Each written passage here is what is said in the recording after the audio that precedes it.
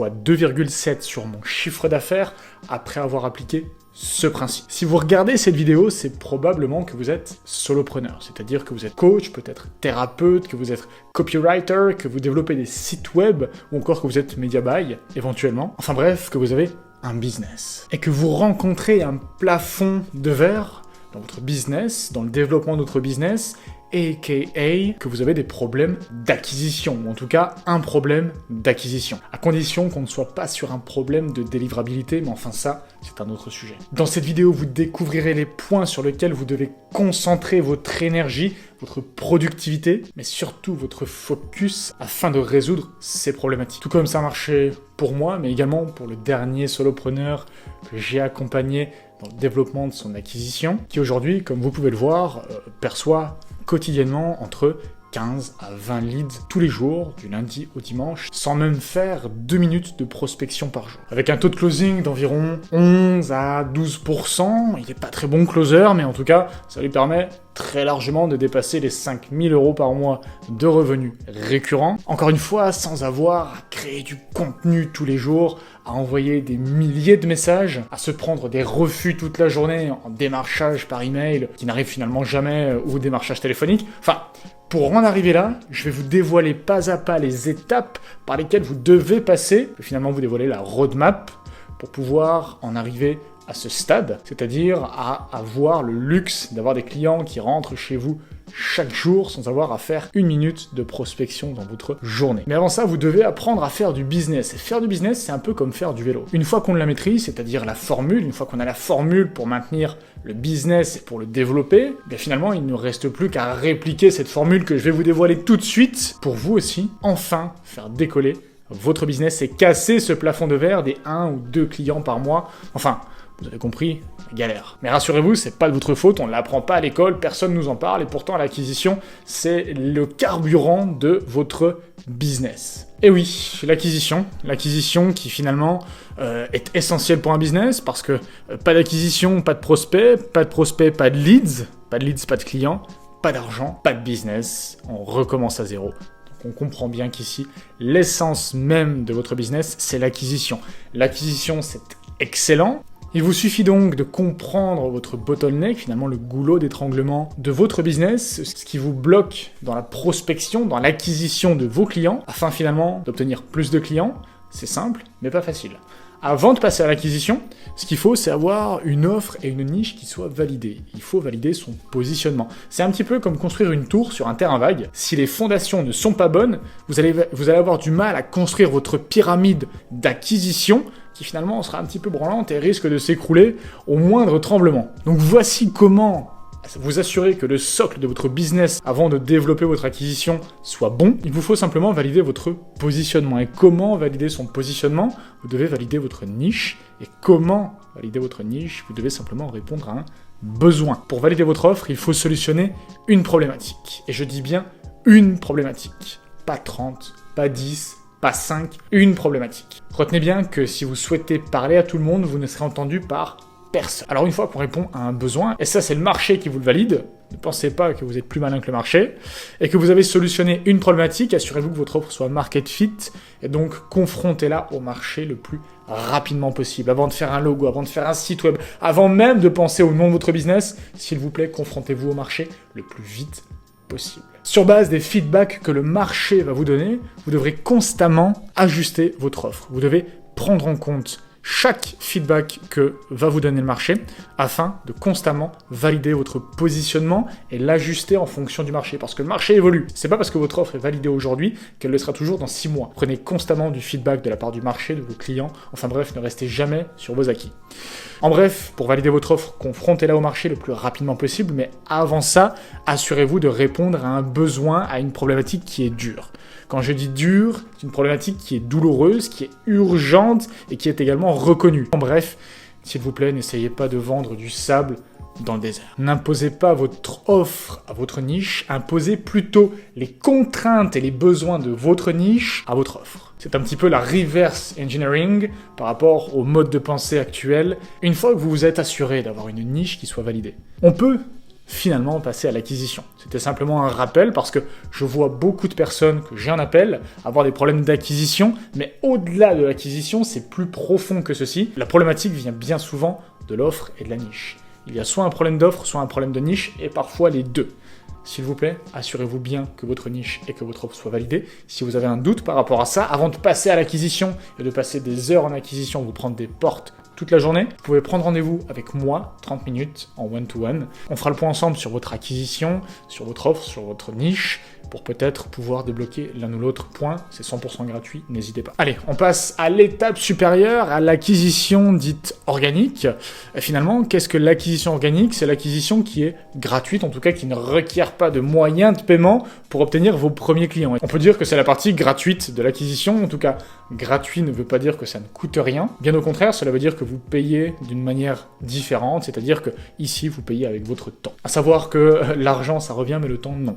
Donc vous pouvez au début le faire quelques semaines afin de rôder votre trésorerie, mais pas trop longtemps, ça risquerait de vous coûter très cher. En bref, selon votre niche, focalisez-vous sur un canal d'acquisition. L'avantage de cette acquisition monocanal, bien qu'elle puisse paraître restrictive, est que vous allez allouer 100% de vos ressources sur une seule plateforme afin d'augmenter votre impact sur cette plateforme. Si vous êtes aujourd'hui solopreneur, vous aurez du mal à être impactant sur plusieurs plateformes à la fois. C'est pourquoi je vous recommande d'en maîtriser une seule à la fois. En effet, pour monétiser une compétence en organique, vous avez besoin d'être visible. Et pour être visible, il faut vous faire remarquer. Vous devez avoir un impact. Et pour vous faire remarquer, vous avez besoin de retenir l'attention. Mais pour retenir l'attention, dans un premier temps, il va falloir la capter. Capter l'attention, être impactant. Vous avez deux moyens.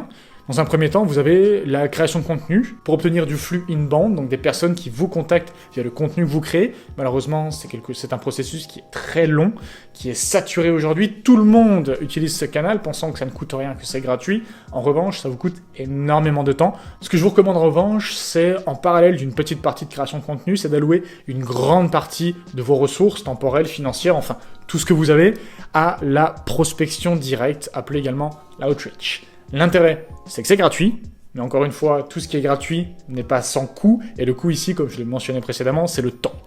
D'où l'intérêt de l'appliquer au début, et ensuite de le déléguer, de te libérer du temps via deux méthodes, le setting, mettre en place un appointment setter dans ton business, et de mettre en place, bien évidemment, de l'acquisition payante qui va vraiment te permettre de gagner du temps, de scaler, d'avoir des leads qualifiés qui rentrent du lundi au dimanche sans que tu n'aies à envoyer un message, sans que tu n'aies à te tracasser de ta délivrabilité au niveau des emails, de prendre des portes toute la journée en call calling. Enfin bref, vous l'aurez compris, l'acquisition payante est vraiment le sweet spot. Mais dans un premier temps, effectivement, peu de prospection, ça ne mange pas de pain, bien que ça mange du temps. Parce que finalement, la prospection, qu'est-ce que c'est? La prospection, c'est 200 messages par jour minimum, c'est 1 à 2 posts par jour, c'est une interaction avec de la communauté, c'est quelque chose qui est hyper chronophage. Cependant, effectivement, au début, c'est recommandé. Mais voilà, en bref, aujourd'hui, si t'es à moins de 5 000 € par mois dans ton business, suis cette routine, je te garantis que tu vas aller chercher tes premiers clients. En alliant ces 3 éléments dans ta prospection de manière quotidienne, 7 jours sur 7, et en l'intégrant totalement à ta routine, je te garantis que tu vas aller chercher tes premiers clients et tu vas pouvoir aller chercher tes quelques premiers milliers d'euros par mois. Cette routine est très lente et qu'elle demande un focus énorme vis-à-vis de ton offre, de ta niche. Tu dois être chirurgical vis-à-vis de la niche à laquelle tu t'adresses et aux problèmes que tu résous dans cette niche précise. Un exemple, si tu fais du coaching en perte de poids, n'essaie pas de cibler tout le monde, hommes, femmes, ils ne rencontrent pas les mêmes problématiques. Bien qu'in fine, ces personnes souhaitent perdre du poids, les mécanismes ne sont pas les mêmes et ces personnes ne sont pas sensibles aux mêmes problématiques. En effet, tu dois axer ta communication et allouer un maximum de ressources sur une problématique précise pour une niche précise, comme je le mentionnais précédemment. Et c'est le meilleur moyen d'attirer l'attention de tes prospects sur toi et in fine sur ton offre. En bref, adresse le bon message aux bonnes personnes. Dis-toi que chacun de tes posts, chacun de tes messages doivent donner une bonne raison à tes prospects d'arrêter de scroller. Ta communication, c'est comme une offre gratuite que tu fais. Ton prospect a deux choix. L'accepter, c'est-à-dire accepter ton offre gratuite et consommer ton contenu, allouer du temps à ton contenu. Encore une fois, ce n'est pas parce que c'est gratuit que ça ne coûte rien, je le rappelle. Ou la refuser, continuer de scroller sur du contenu à forte dopamine ajoutée, des chats ou des filles qui dansent à moitié nues. Bref, tout ça pour dire que si elles refusent ton offre gratuite, c'est-à-dire de les aider gratuitement, via du contenu par exemple, penses-tu réellement que tu vas réussir à les convertir sur ton offre payante? Concentre tes efforts à répondre à des problématiques d'une niche précise en les aidant, en apportant de la valeur sincèrement, gratuitement. Avant d'envoyer ton message, pose-toi honnêtement cette question quand tu fais ton outreach. Est-ce que ce message est assez percutant et assez spécifique pour retenir l'attention? Je reprends la loi de Pareto, le 20-80, et bien ici 80%, c'est dans le hook, c'est dans retenir l'attention, que ce soit sur du contenu, que ce soit en prospection. Vous devez honnêtement vous demander, est-ce que le message, si moi-même je le recevais aujourd'hui, est-ce qu'aujourd'hui ça retiendrait mon attention? Est-ce que je prendrais le temps de l'ouvrir? Si la réponse est non, et soyez honnête, mettez-le à la poubelle et recommencez sur quelque chose. Parce que si tu n'es pas prêt à ouvrir ton message, je te rassure, ton prospect ne le sera pas non plus.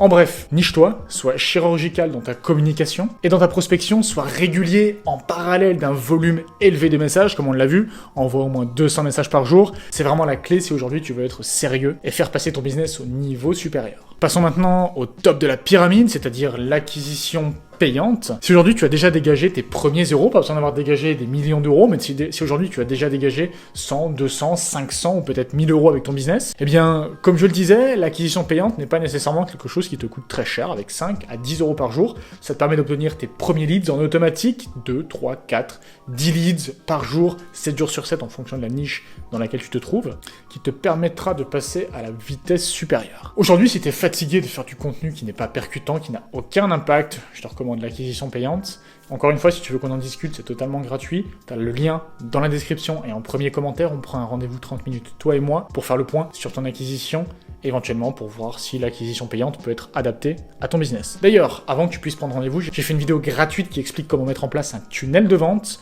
Elle est juste ici, je t'invite à cliquer dessus si tu veux en savoir plus. Alors l'intérêt de l'acquisition payante, c'est que ça te permettra de te démarquer de la plupart de tes concurrents qui se battent tous en acquisition organique. Ça ne coûte pas d'argent, mais encore une fois, ce n'est pas parce que ça ne coûte pas d'argent que ça ne coûte rien. Ça te coûte énormément de temps passé à la création de contenu, qui pourrait être tout à fait facilité avec de l'acquisition payante, et encore une fois, qui ne coûte pas si cher que ça, parce qu'avec 5, 10 euros par jour, comme je l'ai démontré dans cette vidéo aussi, tu peux cliquer, je t'invite à voir ce tunnel que j'ai mis en place, te permet toi aussi de mettre en place ton tunnel pour toi. Ça te permet également de gagner énormément de temps en déléguant une partie de ta prospection à quelqu'un qui le fera 7 jours sur 7 bien mieux que toi, qui ne sera jamais malade. J'ai nommé les régies publicitaires, Meta, Google, ça peut être Bing ou encore TikTok, et ça te permet surtout d'ajouter de la prédictibilité à ton business.